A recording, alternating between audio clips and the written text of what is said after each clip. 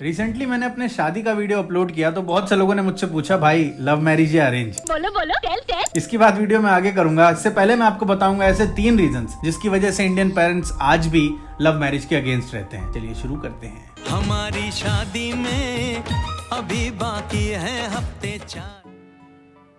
Mostly लोग यही सोचते हैं कि इंडियन पेरेंट्स हमेशा डिफरेंट कास्ट की वजह से लव मैरिज के अगेंस्ट होते हैं, लेकिन ऐसा नहीं है। ऑब्वियसली ये बहुत बड़ा और सबसे मेजर रीजन जरूर है, लेकिन हर केस में ऐसा नहीं होता है। इंडियन पेरेंट्स सोचते हैं कि उन्होंने समाज में जितनी भी इज्जत कमाई है वो उनके बच्चों के शादी से जुड़ी हुई है, क्योंकि आसपास के पेरेंट्स उन्हें ये महसूस भी कराते हैं। ये लेके आता है हमें हमारे पहले रीजन पे, समाज में इज्जत। इंडियन पेरेंट्स के हिसाब से ये समाज में इज्जत सबसे ज्यादा तब कम हो जाती है जब उनका बेटा या बेटी किसी दूसरे रिलीजन या दूसरे कास्ट में शादी करने को बोल दे। अब वो उस दूसरी कास्ट को अपने से ऊपर या अपने से नीचे भी समझ सकते हैं, लेकिन इज्जत तो जाएगी ही जाएगी। हमारे देश में कास्ट और रिलीजन ऑलमोस्ट सभी फील्ड्स में बहुत मेजर रोल प्ले करते हैं, चाहे वो शादियां हो या इलेक्शन हो। कास्ट तो देखी ही जाती है, पर अफसोस प्यार जात धर्म देख के थोड़ी होता है। इंडियन पेरेंट्स को अपनी बच्चों की खुशी से ज्यादा अपनी कास्ट से प्यार होता है। अब मैं कास्ट बार बार बोल रहा हूँ, पर आप लोग समझ जाना कि मैं रिलीजन की बात भी साथ में ही कर रहा हूँ। अब ये जो कास्ट वाली प्रॉब्लम है, हालांकि ये बहुत बड़ी और सबसे मेजर प्रॉब्लम है, पर ये लोअर क्लास से लेके अपर मिडिल क्लास तक ही ज्यादा देखने को मिलती है। अमीर लोगों में ये प्रॉब्लम थोड़ा कम देखने को मिलती है। अमीर लोग हो गए, सेलिब्रिटीज हो गए, ये लोग बहुत इंटर रिलीजन और इंटर कास्ट मैरिजेस करते हैं, क्योंकि उनकी इज्जत समाज में उनकी कास्ट की वजह से नहीं है, उनकी इज्जत उनके पैसे और उनकी पावर की वजह से है। जिन फैमिलीज में पेरेंट्स कास्ट को लेके इशू नहीं क्रिएट करते हैं, वहां बात आ जाती है क्लास की, कि सामने वाले की क्लास हमारी क्लास से मैच हो रही है कि नहीं। मामला आ गया है क्लास का और तुम मार खा गई हो क्लास से। हम हैं ऊंची क्लास के लोग और तुम्हारा हमारी क्लास के मुकाबले में कोई क्लास नहीं।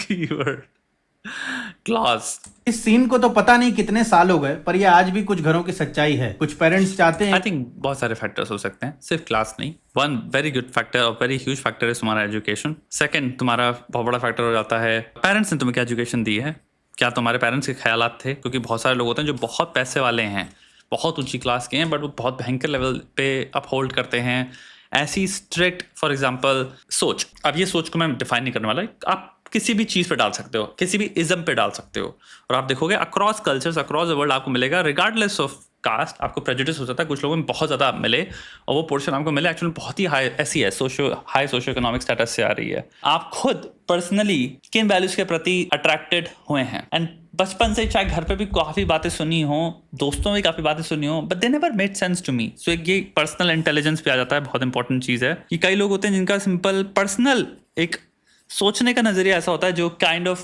क्वेश्चनिंग के थ्रू, या उनको जो प्रेफरेंस उनको मिलता है वो वैसा होता है जहाँ पे वो कहते हैं कि मोर एगालिटेरियन लेजर से अप्रोच होती है उनकी। फिर आई थिंक ये भी हो जाता है कि आप जिस भी सोसाइटी को बिलोंग कर रहे हो उसकी सोच क्या है। यानी कि आप ये देखोगे बहुत ही हाई मेट्रोपॉलिटन सिटीज में हो सकता है सोचने का नजरिया कलेक्टिवली आप देख रहे हो which is different from adjacent cities जो कि थोड़ी सी छोटी हैं अक्रॉस कंट्रीज। फॉर एग्जाम्पल अगर आप यूएसए जाते हो, यूएसए में देखोगे न्यूयॉर्क, एलए, अगर सिंपल बात कर लें तो न्यूयॉर्क स्टेट की भी बात कर लें, कैलिफोर्निया स्टेट की बात कर लें, जो सबसे ज़्यादा मेट्रोपॉलिटन, सबसे ज़्यादा मल्टीकल्चरलिज्म है, उसमें सबसे नोन जगहें हैं, वो बहुत लेफ्ट लीनिंग है। उनकी वैल्यू सबसे ज़्यादा होंगी कि भाई इंक्लूसिविटी की, सबको बराबर से देखना चाहिए, कोई किसी से छोटा कम नहीं होता। वो आप देखते हो सकता है काफ़ी डिफर करे कंट्री के कल्चर से, दूसरे शहरों के या जगहों के कोर एटीट्यूड्स या कल्चर से। और अगर हर शहर बड़ा है तो उसमें ऐसा ही होगा, ये नहीं कह रहा हूँ मैं कह रहा हूँ इन जनरल आप नोटिसेबली आप खुद ही देख सकते हो। मेरे कहने वाला इसमें यह है कि एनवायरनमेंट से भी बहुत फर्क पड़ता है। फॉर एग्जाम्पल, जब तक आप घर में रहे, आपने हाई स्कूल किया, आपकी सोच एक तरह की थी। फिर आप जब यूनिवर्सिटी गए, फिर आपका जो एक्सपोजर हुआ यूनिवर्सिटी में और उस शहर में, और फिर आप जिस प्रोफेशन में गए, आप खुद बदल गए यूनिवर्सिटी के कल्चर की वजह से। उसके बाद आप जिस इंडस्ट्री में उसके कल्चर की वजह से, और हाँ, आप जितने ज़्यादा नए तरह के विचारधाराओं वाले लोगों से मिले और जितना ज़्यादा आप उस कल्चर में इंटीग्रेट कर रहे थे, उतना ज़्यादा आपने देखा कि आप काइंड ऑफ बदल रहे हो। बिकॉज हम बहुत हद तक अपने थॉट्स इसलिए भी फॉर्म करते हैं कि पॉपुलर या सोशली सबसे ज़्यादा एक्सेप्टेबल व्यू भी क्या है, नॉर्म क्या है, क्योंकि हमारी बहुत तगड़ी एक एवोल्यूशनरी नीड एक ये है कि हमें अडेप्ट करना है। We want to be socially liked by others. So हमारे को एक चीज़ भी पता होती है कि हमें स्टिग्मा नहीं बनना, हम ऑड वन आउट नहीं बनना चाहते। तो हम एक्सेप्टेंस पाने के चक्कर में बहुत सारे लोग तो ग्रुप्स की वजह से हम अपने खुद की आइडेंटिटी भी और अपने एटीट्यूड भी शेप कर लेते हैं कंप्लीटली। कि सामने वाली फैमिली उनके ही जितनी या उनसे ज्यादा रिच हो। Blah blah blah MBA. You should have both our daughters. कुछ को मोटे दहेज का लालच होता है और कुछ को ऊंचे स्टेटस का, पर अफसोस प्यार बैंक बैलेंस देख के थोड़ी होता है। हम तो बड़े प्रोग्रेसिव लोग हैं, हमें तो बिटकॉइन भी चलेगा। फिर आ जाती है क्लासिक पप्पू गुड्डी प्रॉब्लम, जहाँ पर गुड्डी के पापा पप्पू से पूछते हैं, अरे कहाँ राजा भोज और कहाँ गंगू तेली। चलो मान लेते हैं कि आपकी कास्ट भी सेम है, आपकी क्लास भी सेम है, पर तब भी हो सकता है कि आपके पेरेंट्स आपकी लव मैरिज को एक्सेप्ट ना करें, क्योंकि उनको ये लग सकता है कि आप उनके खिलाफ जाके कोई डिसीजन ले रहे हो या आप उनको रिस्पेक्ट नहीं कर रहे हो। उनको ये लगता है कि उनकी समाज में क्या इज्जत रह जाएगी कि बताओ बच्चों की खुशी के लिए अपनी ईगो छोड़ दी। With all due respect to parents, पर हमें ये मानना पड़ेगा कि हमारे पेरेंट्स की ईगो थोड़ी फ्रेजाइल होती है। आप 100 बार उनसे लड़ लो, चिल्ला लो, उनको बुरा नहीं लगेगा, बट अनजाने में आपने कोई एक ऐसी बात बोल दी जो उन्हें बुरी लग गई तो वो दिल पे लेके बैठ जाते हैं। अभी मैं ये नहीं कह रहा हूँ कि माँ बाप बुरे होते हैं, ऑफ कोर्स वो आपसे प्यार करते हैं, आपको पाल पोस कर बड़ा करते हैं, बट इसके बदले में वो कुछ एक्सपेक्ट जरूर करते हैं, जैसे बुढ़ापे में सहारा, मजबूरी में साथ, समाज में इज्जत वगैरह वगैरह, जो कि गलत नहीं है। उनका हक है वो एक्सपेक्ट करना और आपका भी कर्तव्य है कि आप वो करो। लेकिन प्रॉब्लम तब आती है जब वो चीजें फोर्स करने लगते हैं, जैसे अपने मन का करियर ने चुनने देना, आपकी किसी चॉइस पर ट्रस्ट नहीं करना। यही लेके आता है मुझे मेरे दूसरे रीजन पे, they don't trust your choice. यार सो इसको साइकोलॉजी में कहते हैं हेलीकॉप्टर पेरेंटिंग, और ये पेरेंटिंग एक्चुअली में बहुत बहुत बहुत हानिकारक है, और ये लॉन्ग टर्म में इसके बहुत ज़्यादा हानिकारक, इसके इफ़ेक्ट्स बहुत ज़्यादा हार्मफुल होते हैं। जो बच्चे इस तरह से रेस किए जाते हैं जहाँ पे माँ बाप kind of overly take over कर लेते हैं डिसीजन मेकिंग की और ऑटोनॉमी की बच्चे की, कि हम बच्चे के बिहाफ पे सब कुछ बता रहे हैं, बच्चे को क्या करना है, बच्चे को कैसे सोचना है, बच्चे की कोई ऑटोनॉमी नहीं है, बच्चे को कभी हम इंडिपेंडेंस देंगे नहीं, बच्चे को हम खुद से डिसीजन मेकिंग, प्रॉब्लम सॉल्विंग, हम उसकी एबिलिटीज़ डेवलप होने नहीं देंगे, क्योंकि हम सब कुछ ओवरटेक मार देते हैं। तो बच्चा क्या होता है, एकदम ही दबदबा और डिपेंडेंट पैदा होगा, तो वो शाय होगा ऑटोमेटिकली, इनसिक्योर होगा ऑटोमेटिकली। वो जब इन्वायरमेंट से बाहर निकलेगा उसकी चौराहा हो जाएगी डर के, क्योंकि भाई आपने अपनी खुद से निर्भर करना, आपने कभी अपने आप को ऐसे एनवायरनमेंट छोड़ा ही नहीं जहां पे आपका लास्ट ऑप्शन था कि भाई मुझे ही कुछ करना पड़ेगा इससे निकलने के लिए। जितने ज्यादा एनवायरनमेंट में ऐसा इंसान जा रहा है, एंड ये बहुत इंपॉर्टेंट डोमेन है क्योंकि ये थिन लाइन भी है। मैं जब ऐसे एनवायरनमेंट्स की बात करता हूं तो मैं बात कर रहा हूं कंट्रोल्ड स्कैरी एनवायरनमेंट्स की, कंट्रोल डेंजरस एनवायरनमेंट्स की, जहां पे डेंजरस बच्चे के लिए है, लेकिन माँ बाप और हम सबको पता है कि हम कंट्रोल में हैं, अगर कुछ भी खराब होता है हम we can take over and हम सॉल्व कर सकते हैं, बट उसको खुद से टेस्ट करना है चीज़ों को, और हम उसको नोटिस करें कि खुद से कितनी हद तक चीज़ों को सॉल्व कर पाता है कि नहीं कर पाता।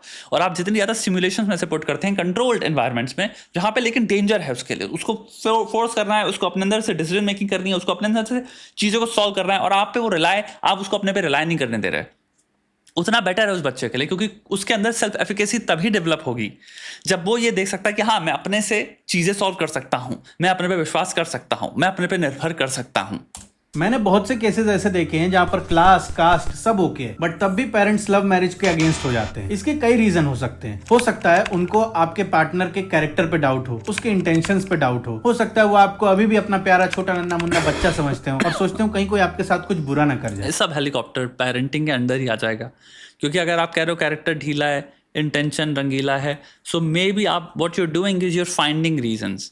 आप क्रिएट करो प्रॉब्लम्स ताकि आप किसी तरह से कंट्रोल वापस सिक्योर कर पाओ कि ओ मैं क्या कर रहा हूँ, अगर चीज़ें मुझे दिख भी रही हैं बढ़िया हैं तो मैं एक फालतू की थ्रेट इन्वेंट कर लूँगा जिसकी वजह से मुझे लगे मुझे इसको प्रोटेक्ट करना है, तो मैं वापस वो हेलीकॉप्टर पेरेंटिंग वाली पोजीशन पा सकता हूँ इंसान की ज़िंदगी में। वो ये सोच सकते हैं कि आप थोड़ा बेटर पार्टनर डिजर्व करते हो, थोड़ा या ये भी एक बहुत ही ये ट्रिकी एरिया है, ये आई थिंक बहुत पर्सन टू पर्सन डिपेंड करेगा। ज्यादा गुड लुकिंग पार्टनर डिजर्व करते हो, थोड़ा ज्यादा कमाने वाला या कमाने वाली डिजर्व करते हो, थोड़ा ज्यादा गोरा पार्टनर डिजर्व करते हो। ये सब बातें सुनने में अनकंफर्टेबल लग सकती हैं, पर यही सच्चाई है। जी बहुत जगहों पे ये चीज़ रीजनेबल भी होगी, मैं इसलिए कह रहा हूँ बहुत ही एग्जाम्पल टू एग्जाम्पल है, गोरे वाली की बात नहीं कर रहा मैं, but all those other things are very very example to example.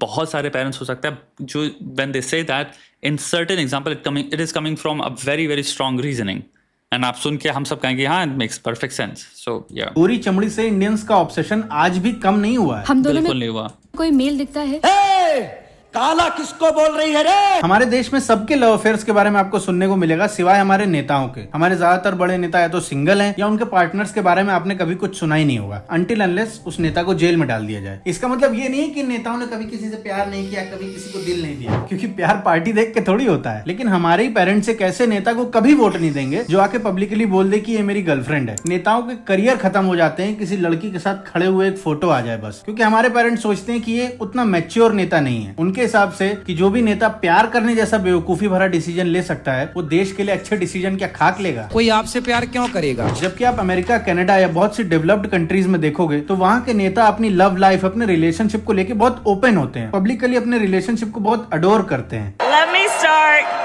by thanking my most incredible husband, Doug, and happy anniversary, Dougie. I love you so very much. और वहाँ की जनता ये पसंद करती है और ऐसे नेता को एक अच्छा इंसान, एक फैमिली मैन माना जाता है। लेकिन हमारे घरों में 30-30 डोनाल्ड ट्रंप की बात कर लो, डोनाल्ड ट्रंप पे केसेस चल रहे हैं, कितने को उसने बाहर से पैसा दिया, उसके कितने अफेयर आउट हुए हैं, उसके कितने ऑडियो आउट हुए हैं। पॉइंट वो नहीं है, पॉइंट ये कि ये तो बहुत ही भयंकर फैलेसी है, इट्स जस्ट स्टूपिड फैलेसी जिस पे हम सब ऑपरेट कर रहे हैं कि हम नैतिकता देखते हैं या कोई बहुत नेकी देखते हैं कि अगर एक इंसान है जो सिंगल है, and true in a true sense हम क्या प्रोजेक्ट कर रहे हैं, हम दिखा रहे हैं कि ब्रह्मचार्य को पर्सोनिफाई कर रहा है। ये it's a very good marketing tactic, because हमारे कल्चर में लेट्स से हमने सर्टेन बिल्ड कर लिए हैं archetypes, and it is one of those archetypes जिसको इंसान यूज़ कर रहा है कि अगर मैं अपने आप को दिखा सकता हूँ that I am very close to this archetype, तो मैं ऑटोमेटिकली विन ओवर कर लेता हूँ बहुत हेल्थी लेवल पे फेथ। लोग बिलीव करने लग जाएंगे मुझ पे कि हाँ, इस क्योंकि ये वाली कंडीशन फुलफिल कर रहा है जो मुझे बचपन से दिखाई गई है मेरे कल्चर द्वारा कि एक इंसान जैसे यार स्वामी हो गए, जितने भी संत हो गए, जितने भी सेजेस थे, वो सब क्या थे भाई, वो सब अब वो वाली ज़िंदगी जी रहे थे जहाँ पे उन्होंने कहा कि भाई हम त्याग कर रहे हैं सारी वर्ल्डली वॉन्ट्स को, वर्ल्डली डिज़ायर्स को, ये जितने भी चीज़ें हैं हम इनवर्ड जा रहे हैं। हमारा गोल है enlightenment.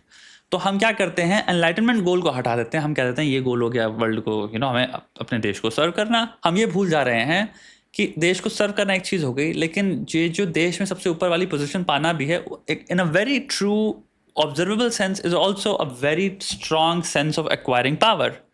The person is after acquiring as much or the most powerful position in the world, and उसके लिए वो कुछ भी कर रहा है, कुछ भी बोल रहा है। And I'm talking about politicians all across the world and politicians in India. Marketing campaigns देखो इनकी कितनी manipulative होती हैं, just from a pure psychology point of view, without attaching your तुम्हारे biases to left or right. Like दोनों की बात कर रहा हूँ, तीनों की बात कर रहा हूँ, चारों की बात कर रहा हूँ। ये गेम ही गंदा है, is my point, and I'm pretty sure you agree जब मैं ये कहता हूँ गेम गंदा है, yes it is.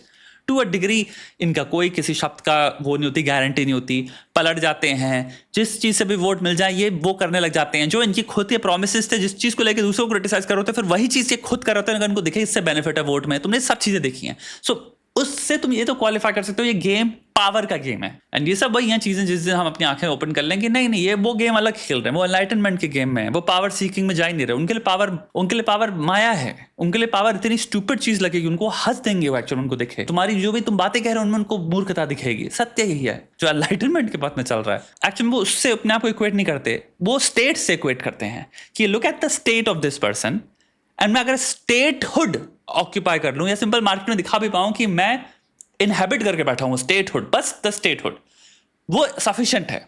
इस साल के बच्चों को भी माँ बाप यही समझते हैं कि अरे ये तो बेचारा छोटा है, अभी भोला है, कहीं इनको कोई बेवकूफ ना बना दे। माँ बाप का प्यार मैं समझता हूँ, पर उन्हें भी ये समझना पड़ेगा कि एक एज के बाद बच्चे अपना सही गलत समझते हैं और उसके जिम्मेदार भी खुद ही होते हैं। पर मान लीजिए आपने अपनी लाइफ में पास्ट में सारे डिसीजन अच्छे लिए हैं, कभी कोई गलती नहीं की, हमेशा माँ बाप की बात मानी है, बट इस डिसीजन में आप अपना पूरा हक और उनका पूरा सपोर्ट चाहते हो, बट हो सकता है कि वो तब भी मना कर दें। पापा नहीं मारेंगे। मोस्टली इंडियन पेरेंट्स के लिए शादी लाइफ का सबसे बड़ा डिसीजन होता है। ये तुम्हें जिंदगी भर के लिए अपने घर की नौकरानी बनाने आए हैं। होता है, पर ऐसा नहीं कि वो आखिरी डिसीजन होता है। अभी आपको कोई डिसीजन सही लग रहा है, आपने ले लिया, आगे चल के आपको लग रहा है कि वो डिसीजन गलत है, तो लाइफ खत्म नहीं हो गई है। वो डिसीजन को आगे चल के भी करेक्ट किया जा सकता है। यही मुझे लेके आता है मेरे तीसरे रीजन पे, बैड पब्लिसिटी। हमारे देश में लव मैरिज और डिवोर्स दोनों बहुत ज्यादा बदनाम है। डिवोर्स को एज अ कलंक देखा जाता है। हमारे पेरेंट्स, पॉलिटिशियंस, जजेस, अंकल आंटी, सोसाइटी, हर कोई लव और लव मैरिज को एक बीमारी की तरह देखता है कि टीवी में सुन रहे हैं ठीक है, पर भगवान करे हमारे घर ऐसा कुछ भी नहीं है। तुम्हारे को अरेंज मैरिजेस में भी गिन लो, तुम्हारा अगल बगल तुम सिंपल तुम्हें बस झांक के देखना, तुम्हारे परिवार में हो रही हैं अरेंज मैरिजेस जिनकी पर खच्चे उड़े हुए हैं, जिनमें केसेस फाइल्ड हैं, और वो सेम चीज़ तुमको लव में भी दिख रही है। रिलेशनशिप वर्ड पे फोकस करो, लव अरेंज को जितना जल्दी भुला सकते हो उतना बेटर है। कि रिलेशनशिप्स के अंदर मसाला क्या था, कितनी हद तक ये दोनों में, पहली चीज़ रिलेटिवली इमोशनल इंटेलिजेंस कितना था, एम्पैथी कितनी थी, एम्पैथी एम्प्लॉयमेंट कितना था, क्यूरियोसिटी कितना था, स्केप्टिसिज्म कितना था। ये कि भाई जो भी चीज़ें मुझे बेची जा रही हैं इनको पहले मैं वेरीफाई कर लूँ, पहले समझदारी में आ गया। तो ये सब चीज़ें बहुत इंपॉर्टेंट होती हैं। I think it is completely person to person dependent. आपको बहुत सारे रिश्ते तक जाएंगे जो कि लव मैरिजेज हैं, जो परफेक्टली ब्यूटीफुली चल रही हैं। हल्की फुल्की प्रॉब्लम सब सारे दुनिया के रिश्तों में होती है, दोस्तों में भी होती है, भाई भाइयों में भी होती है, बहनों बहनों में भी होती है, बच्चे और माता पिता में भी होती है। कठिनाइयाँ तो कैरेक्टर है लाइफ का, इट्स अ पर्सनालिटी ट्रेट है लाइफ का। बट काफ़ी रिश्ते आपको मिलेंगे जो वहाँ पे भी चल रहे हैं, और काफ़ी आपको रिश्ते मिलेंगे जो अरेंज मैरिज में भी चल रहे हैं। और पॉइंट फिर आप अगर सिंपल रिसर्च करो इन दोनों में तो आपको दिखेगा एक सिंपल कॉमनैलिटी, वो है लोग। रिश्ते अपने आप कुछ नहीं चल रहे, चल इसलिए रहे हैं क्योंकि जो दो लोग इन्वॉल्व हैं वो एक्चुअल में चला रहे हैं, और वो चलाने की क्षमता रखते हैं, और उन्होंने सोल्यूशंस पाए हैं या प्रॉब्लम सॉल्विंग स्ट्रैटेजीज ऐसे इन्वेंट कर दी हैं दोनों ने कि जब परेशानियां आती हैं तो वो कहते हैं ओके इस टेम्पलेट में पुट करते हैं और हम दोनों हाथ मिला के इनको सॉल्व करते हैं। They are a team. तो ये छोटी छोटी चीज़ें हैं जिनके वजह से एक्चुअल में गेम चेंजर होती हैं चीज़ें। लव अरेंज ये तो तुम्हारे होता है एक डेटा पॉइंट है, उस डेटा पॉइंट का कोई कॉजेशन है ही नहीं टू डिवोर्स में ना हो जाए। मैं तुम्हें उससे शादी हरगिज नहीं करने दूंगा। आपने भी देखा होगा जब कोई लव रिलेटेड क्राइम होता है तो ये न्यूज वाले महीनों महीनों उस न्यूज को चलाते हैं, और हमारे माँ बाप दिन भर बैठ के वो न्यूज कंज्यूम करते हैं। और जब भी कोई ऐसी न्यूज आए जहाँ पे माँ बाप का भी कुछ हिडन मैसेज छुपा हो, अचानक से टीवी की आवाज बहुत तेज हो जाती है ताकि घर में रह रहे यंगस्टर्स को भी ये चीज अच्छे से सुनाई दे जाए और वो भी डर जाए। ये तो नहीं है लड़का लड़की भी आपस में अपने आप ही लग जाओ मम्मी पापा से दूर होके। और अगर कर लिया ऐसा तो कर लिया तो गलत है। अब आप अगर टीवी न्यूज पर आंख बंद करके भरोसा करते हो तो आपकी बात अलग है, पर आप थोड़े भी रैशनल हो, अगर चीजों को पढ़ के समझ के अपनी ओपिनियन बनाते हो तो आप समझोगे कि कोई भी क्राइम सिर्फ एक सर्कल में नहीं हो रहा होता है। ढेरों न्यूज आती हैं जिसमें लव मैरिज के अलावा अरेंज मैरिज वाले लोगों में भी बहुत इंसिडेंट्स हो रहे होते हैं चाहते हैं, इसलिए इनका उतना हल्ला आपको टीवी और व्हाट्सएप ग्रुप्स में सुनने को नहीं मिलता, क्योंकि हमारे माँ बाप इस तरह की न्यूज देखना नहीं चाहते। उससे उनको रियलाइज हो सकता है कि अरेंज मैरिजेस में भी गलतियां हो सकती हैं, ये वो मानने को तैयार नहीं है। अरे हंसेंगे लोग। ये रही बात क्राइम की। अब वापस आते हैं डिवोर्स पे। मैं मानता हूँ लव मैरिजेस में अरेंज मैरिजेस के हिसाब से डिवोर्स रेट बहुत ज्यादा है, तो इसमें गलत क्या है? बहुत सी शादियां हमारे गाँव में, छोटे शहरों में टूट जाती हैं, पति पत्नी लोग अलग अलग रहने लगते हैं, पर कभी भी पेपर पे डिवोर्स नहीं होता है। छोटे शहरों में, गाँवों में बहुत सारे पति रोज दारू पी के अपनी पत्नियों को परेशान करते हैं, बट वो औरतें जाके डिवोर्स नहीं ले रही हैं। उसका रीजन है बहुत सी औरतों को यही नहीं पता है कि उनके पास डिवोर्स का ऑप्शन है, या जिनको पता भी है वो इसलिए नहीं लेती है कि ले लेंगी तो फिर जाएंगी कहाँ, उनका खुद का परिवार उनको एक्सेप्ट नहीं करेगा, समाज में क्या इज्जत रह जाएगी वगैरह वगैरह। पर मोस्टली लव मैरिजेस में लड़कियों का अच्छा खासा से होता है, वो बोल सकती है उसको जो दिक्कत हो। लड़के को भी अगर कोई दिक्कत है तो वो बोल सकता है। अगर रिलेशनशिप में कोई ऐसी प्रॉब्लम आ जाती है जो सॉल्व नहीं हो रही है तो क्या जरूरत है जिंदगी भर कुड़कुड़ के जीने की? अगर डिवोर्स इतना ही बुरा होता तो उसे एक लॉ नहीं बनाया जाता, उसे आपकी सहूलियत के लिए ही बनाया गया है, ताकि आप किसी अब्यूजिव रिलेशनशिप से या किसी ऐसी जगह से जहां आप कंफर्टेबल नहीं हो, जहां आपकी इज्जत नहीं है, आराम से निकल सको। कोई भी एक सिंपल सी बात ऐसे समझो, मैं इसको बहुत स्पिरिचुअल तरीके से समझाता हूँ। एक बहुत ही अंदर तुम्हारे, बहुत ही अंदर तुम्हारे कुछ है जिसको तुम ना कभी जाने हो, ना तुमने कभी जानने की कोशिश करी है, क्योंकि तुम एक सामाजिक दुनिया में रह रहे हो, तुम उस समाज के प्रोडक्ट हो, राइट? जो फिनलैंड में रह रहा है वो फिनिश है, इसलिए उसका इंडिया से बहुत कम रिलेटेबिलिटी होगी with regards to how they see things and how they do things. Similarly जो जर्मन में पैदा हुआ है वो सामाजिकली सोच के हिसाब से भी जर्मन है बहुत हद तक। उसके वातावरण से जो उसने चीज़ें सीखी हैं उसी तरह से वो गाड़ी चलाएगा, उसी तरह से वो रोड क्रॉस करेगा, उसी तरह से वो रूल्स को परसीव करेगा, उसी तरह से वो जिंदगी में समझेगा रूल्स ऐसे होते हैं। तो अगर वो किसी देखता है दूसरे इंसान को जो रूल्स फॉलो नहीं कर रहा, उसको कहेगा क्या अनकल्चर्ड, क्या गाली बकेगा 4 प्रकार की। तो आप ऐसे समझो कि हम काइंड ऑफ बहुत हद तक अपने इन्वायरमेंट के बने हुए हैं। तो तुम कौन हो? अगर भारतीय है तो तुम फिर भारतीय हो या तुम हो? ये एक आध्यात्मिक एक स्पिरिचुअल प्रश्न है। अगर स्पिरिचुअलिटी के पॉइंट ऑफ व्यू से बात करो तो ना तुम भारतीय हो, ना तुम्हारा जो नाम है लोकेश, सार्थक, प्रतीक, प्रिया, वो सब नाम तुमको तो जन्म के बाद दिए गए हैं। ये तुम नहीं हो, ना तुम वो नाम हो, ना तुम जो भी चीज़ें अपने आप को इंजीनियर जोड़ के बैठे हो, इंग्लिश लिटरेचर का स्टूडेंट, मैं तो साइकोलॉजिस्ट हूँ। तो ये सब चीज़ें तो तुमने एक पहचान को, जो तुम हो उसकी एक पहचान को दी है और सीखी है उस पहचान ने। तुम उस पहचान को पहले ख़त्म करोगे, फिर तुम अंदर जाओगे कि वो आत्मा है तुम्हारी, तो अगर सिंपल आत्मा वर्ड का इस्तेमाल कर रहे हैं तो तुम उस लेवल पे तुम्हें देखना है, तुम जहाँ पे भी हो क्या तुम ऐसा महसूस कर रहे हो कि तुम अंदर से ही खत्म हो रहे हो। ये बहुत बड़ा मार्कर है। बहुत सारे लोगों को लगता है, पता है, डिवोर्स का मतलब होता है कि भाई चीटिंग हुई है। यार तो ऑब्वियस है, फिर तो ऑब्वियस है। लेकिन कई सिचुएशन में यहाँ पे भी ऑब्वियस नहीं होता। कोई कई सिचुएशन में मैं एक बात बताता हूँ। लेट्स से आपके 3 बच्चे हैं, आप हो 45 समथिंग के, 40 के हो, 3 बच्चे हैं। फंक्शनली आप लोग आई थिंक पिछले 7 साल से कभी प्यार में थे ही नहीं दूसरे के, बहुत लेवल पे दूरियां आ ही चुकी थी।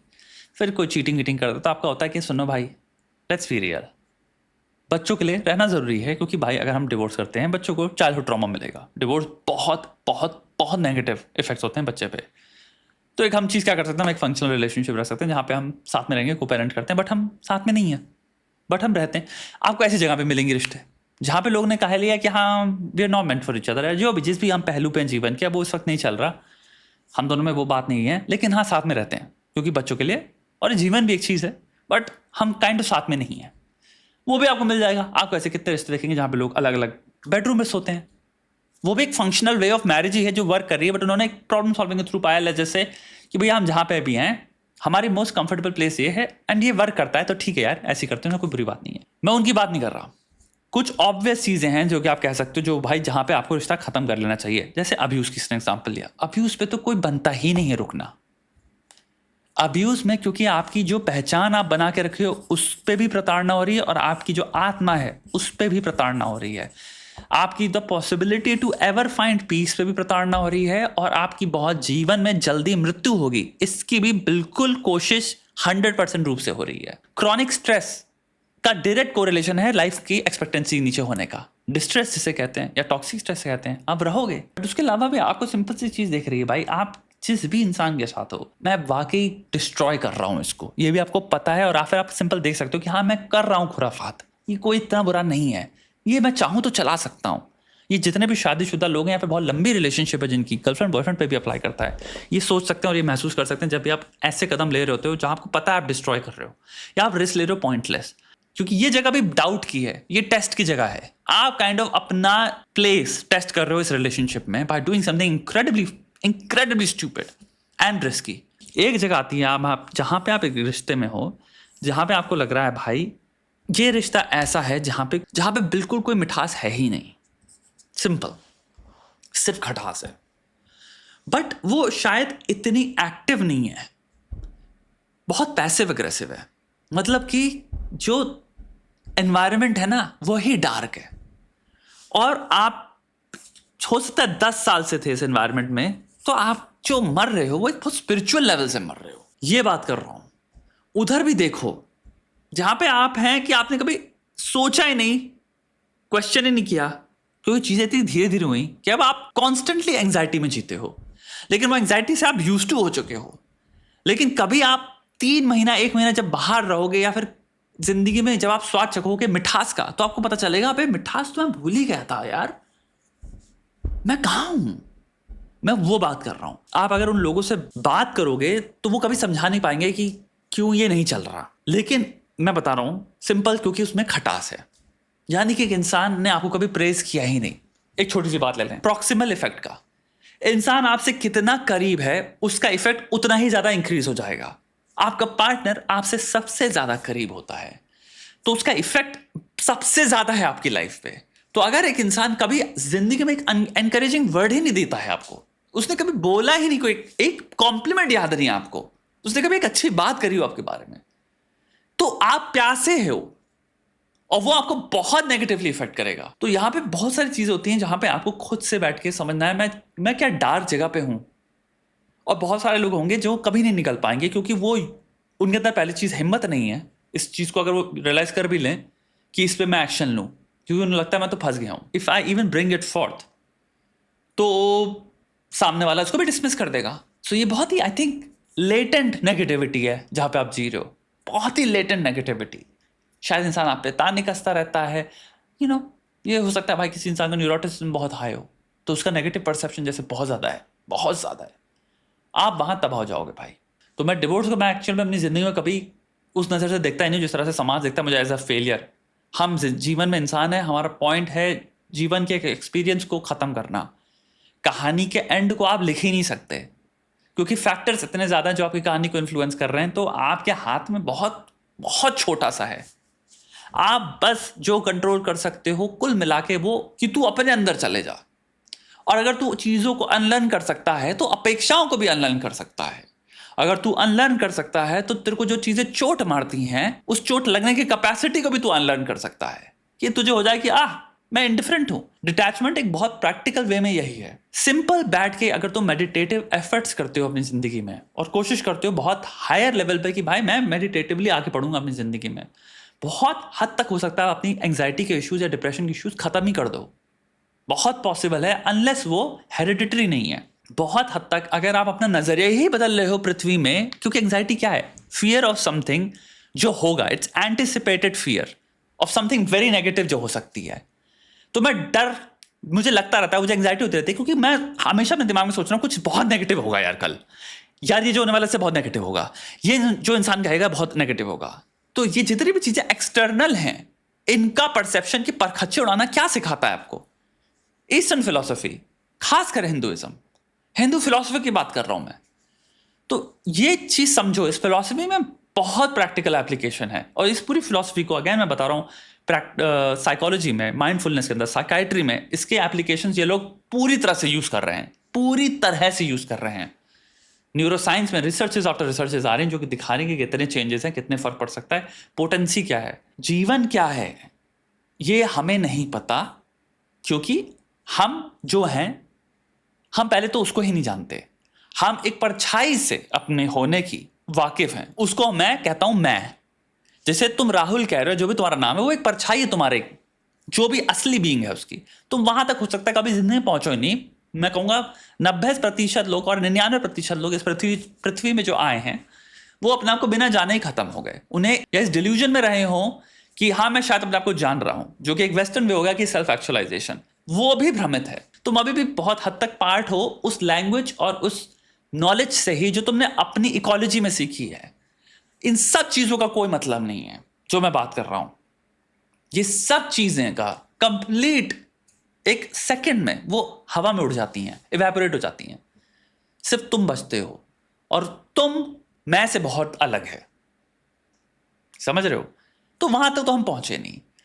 तो जो मैं की जिंदगी हम जीते हैं, वो उस जिंदगी के पॉइंट से बात कर रहा हूं। मैं की जिंदगी का अंत क्या होने वाला है, मैं की जिंदगी का सफर क्या है, मैं की जिंदगी को मैं कितना कंट्रोल कर सकता हूं, ये सबसे बड़ा वहम है। इसलिए प्रैक्टिकल साइकोलॉजी भी, या तुमको बहुत जो स्मार्ट यूट्यूब पर लोग भी मिलते हैं जो प्रैक्टिकल एडवाइस दे रहे हैं, वो भी ये कहते हैं कि तुम किसी को कंट्रोल नहीं कर सकते, क्योंकि मैं की बात हम यहां पे कर रहे हैं। मैं जिस गेम में है उस गेम में ही सब मैं के गेम में है। तो जब सब मैं के गेम में है तो तुम किसी के और के मैं को कैसे कंट्रोल कर सकते हो? तुम सिर्फ अपने मैं को जब कंट्रोल नहीं कर पा रहे, मैं की कहानी का तो कुछ पता ही नहीं है। The most sensible way of ascertaining कि मैं खुश हूं कि नहीं हूं, क्योंकि हैप्पीनेस जो हम बात करते हैं वो मैं की करते हैं, जो तुम हो उसकी बात नहीं हो रही, वहां पे हैप्पीनेस एग्जिस्ट नहीं करती। लेकिन हम हैप्पीनेस तभी तो ढूंढते हैं ना, हमें हैप्पीनेस चाहिए यार, खुशी कैसे मिलेगी जिंदगी, यार पैसे में मिलेगी, यार लड़की में मिलेगी, यार ये सब मैं की बातें हैं।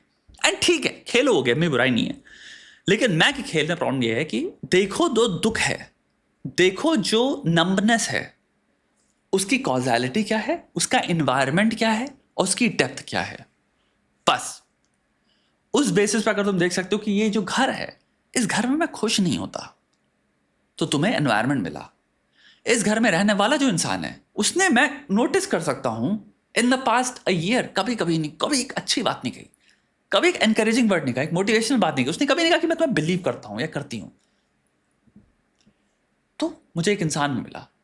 फिर आई डेप्थ कहाँ है, मैं क्या हुआ करता था, मैं किस तरह का इंसान था एक टाइम पे, मैं कितने जोक्स मारा करता था, मेरे कितने दोस्त हुआ करते थे, मेरी कितनी हॉबीज थी, इन सब के तुम प्रैक्टिकल मार्कर सब देख रहे हो, तुम उनसे कंपेयर कर सकते हो मैं कितना दूर जा चुका हूं, तो तुम्हें डेप्थ मिलती है। और उस तीनों के अगर मार्कर से तुम दिख रहा है कि तुम अब बहुत डार्क जगह हो, you know, you are in a dark place, you could be like very silently depressed, कि तुम शायद बहुत वैसे डिप्रेस नहीं हो जहां पे कि तुम बेड रिडन हो, पर तुम ऐसे डिप्रेस्ड हो कि एनाडोनिया जिसे कहते हैं, ANHEDONIA, यानी कि अब कुछ प्लेजर नहीं बचा किसी भी काम में और किसी भी चीजों में। तुम फंक्शन कर रहे हो But there is no pleasure in life anymore. You don't feel any meaning, any happiness, any sense of worth in doing things. You just do things, just going through it. But on a deep level, that absence, उसको वो भी depression में, तुम्हें बहुत deep depression में ले जा सकता है एक दिन. और ये मैं कहूँगा, बहुत सारे मर्द जो स्टोरियों की बात करते हैं, जो स्टेटिस्टिक्स आते हैं कि मर्दों के आज के इतने ज़्यादा आगे बढ़ चुके हैं अपने आप को ख़त्म करने में, मैं कहूँगा बहुत बड़ा फैक्टर यही है.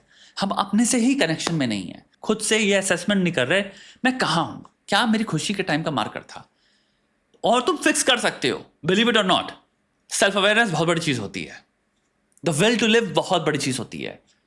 The want to become better बहुत बड़ी चीज़ होती है. But you have to know, you have to be aware.